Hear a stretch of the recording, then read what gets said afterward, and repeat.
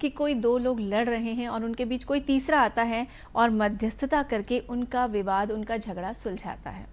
जी हाँ, मैं बात कर रही हूँ मध्यस्थता एवं सुलह अधिनियम 1996 की, जो कि आज का हमारा कार्यक्रम का विषय है। तो आइए हम, आप और कानून का विषय आपको सबसे पहले बताते हैं।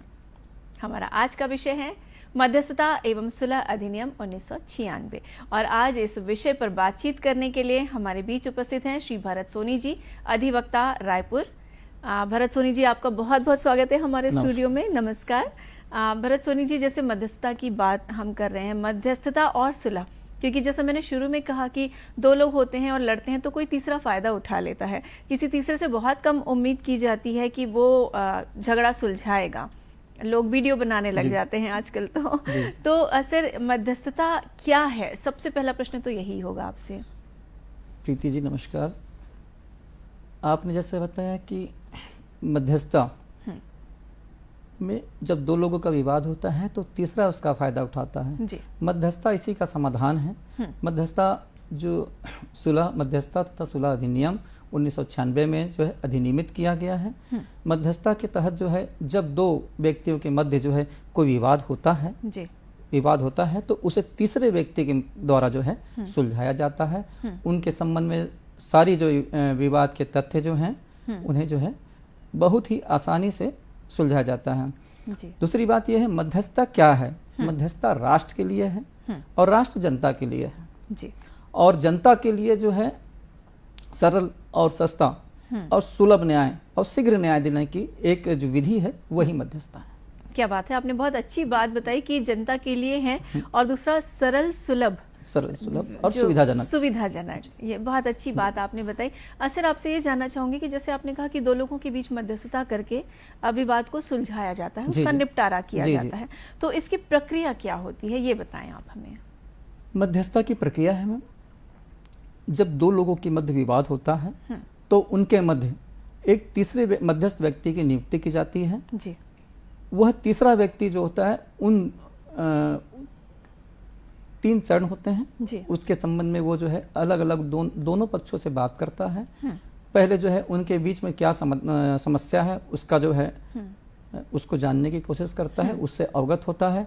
तत्पश्चात वह दोनों पक्षों से पहले जो है फर्स्ट मीटिंग में दोनों पक्षों से बात करता है, सेकंड मीटिंग में वह अलग अलग पृथक रूप से दोनों पक्षों से बात करता है और उसके पश्चात जो है तीसरी मीटिंग जब होती है तो दोनों पक्षों के मध्य जो उसे लगता है कि हाँ ये विवाद का कारण है तो उस विवाद के कारण का जो है वो निश्चित समाधान निकालता है और उनमें जो है दोनों पक्षों में आपसी समझौता करवा के समाधान निकालता है जी। यानी मध्यस्थता की जो प्रक्रिया है वो 3 चरणों में होती है। दोनों ही पक्षों से एक साथ पहले बात की जाती है, फिर अलग अलग बात करते हैं और अंतिम जो चरण होता है, यानी बहुत 3 चरणों में बहुत कम समय में इसमें निपटारा हो जाता है जी। जैसा कि आपने कहा कि दोनों पक्षों के बीच बातचीत करते हैं, उनसे पूछते हैं और उसके आधार पर समाधान निकाला जाता है। तो आपसे ये जानना चाहूंगी कि मध्यस्थ जो होते हैं वो कौन व्यक्ति हो सकते हैं? हाँ, मध्यस्थ कौन होते हैं? मध्यस्थ प्रशिक्षित होते हैं जी।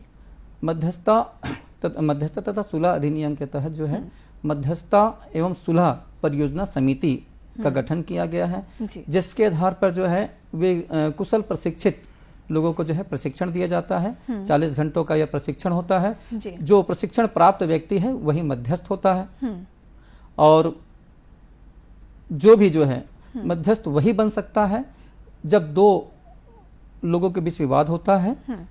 उस विवाद में तीसरे व्यक्ति जो है वे स्वयं भी चुन सकते हैं जी। और वो तीसरे व्यक्ति को, और मध्यस्थ के साथ एक ये भी है कि जब दोनों के बीच में अगर वो दोनों अपने अपना जो है मध्यस्थ रखना चाहते हैं तो दोनों के मध्य में जो है तीसरे व्यक्ति को भी मध्यस्थ रखा जा सकता है। अच्छा जी, यानी मध्यस्थता डिपेंड करता है कि किस तरह के व्यक्ति को रखना चाहते हैं। क्या दोनों पक्ष भी अपने अपने कभी कभी ऐसा होता है जैसे कोई व्यक्ति जो है मध्यस्थ रखा गया, अब दूसरे पक्षकार को जो है उस पर कोई विश्वास नहीं होता तो वो चाहता है कि मैं भी जो है अपने तरफ से एक मध्यस्थ रख लूं जी।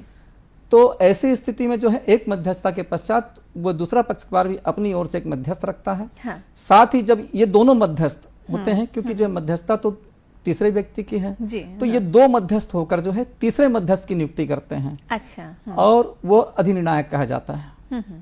यानी उनके द्वारा जो उनके निर्णय द्वारा लिया जाएगा, हाँ, तो ये फिर उसे- तीनों के द्वारा जो पारित निर्णय होता जी, है हाँ। वो जो है पंच निर्णय कहलाता अच्छा, बहुत अच्छी बात आपने हमें बताई, क्योंकि हमें लग रहा था कि मध्यस्थता में कोई तीसरा व्यक्ति ही आके मध्यस्थता कर रहा है, लेकिन आपने बताया कि दो पक्ष हैं और दोनों चाहते हैं कि अलग अलग मध्यस्थ रखें तो रखे जा सकते है। हैं। कभी कभी ऐसा होता है जी कि जो है हम जिसको रखे हैं हाँ। या मध्यस्थता जिसके माध्यम से होनी है, वह व्यक्ति जो है ऐसा लगता है उसको कि मेरे साथ न्याय होगा कि नहीं होगा, इसलिए वो उस पर अविश्वास व्यक्त करता है। जी। वो चाहता है कि मेरा एक व्यक्ति जो है इसमें मध्यस्थ की भूमिका निभाए, जी इसलिए जो है दूसरे मध्यस्थ की नियुक्ति की जाती है। किंतु जो है वो दोनों के उस अविश्वास के आधार पर तो नहीं किया जा सकता, क्योंकि मध्यस्थता में जो है सम संख्या नहीं विषम संख्या में होनी विषम चाहिए। संख्या, जी जी, ये इसलिए- बहुत इंपॉर्टेंट ये चीज है कि important है। मध्यस्थता में सम नहीं विषम विषम संख्या संख्या होनी मायने चाहिए। रखती जी, है। जी सर, मध्यस्थ अधिकारी जो होते हैं उनकी क्या भूमिका होती है? मध्यस्थ अधिकारी की भूमिका होती है कि